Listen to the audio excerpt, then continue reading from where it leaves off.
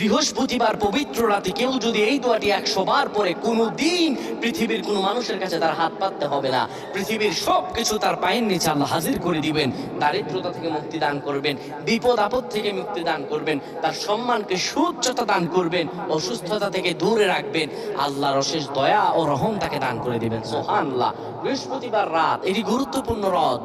এই রাত সপ্তাহে একদিন আসে। আরবিতে রাত আগে আসে, দিন পরে আসে। সুতরাং বৃহস্পতিবারের যে দিন গিয়ে রাত, এটি বৃহস্পতিবার রাত নয়, এটি শুক্রবারের রাত, এটি জুমাবারের রাত, এটি দোয়া কবুলের রাত, আল্লাহর কাছাকাছি হওয়ার রাত। সুবহানাল্লাহ। এই বৃহস্পতিবার রাত আল্লাহ তাআলা বান্দার দোয়া কবুল করেন। কেউ যদি বৃহস্পতিবার রাতে ঈশা নামাজের পরে পবিত্র হয়ে ইয়া হাইয়ু ইয়া হাইয়ু ইয়া হাইয়ু ইয়া রাফিয়ু ইয়া রাফিয়ু ইয়া রাফিয়ু এই দোয়াগুলো পড়তে পারে 100 বার, আল্লাহ রাব্বুল আলামিন তার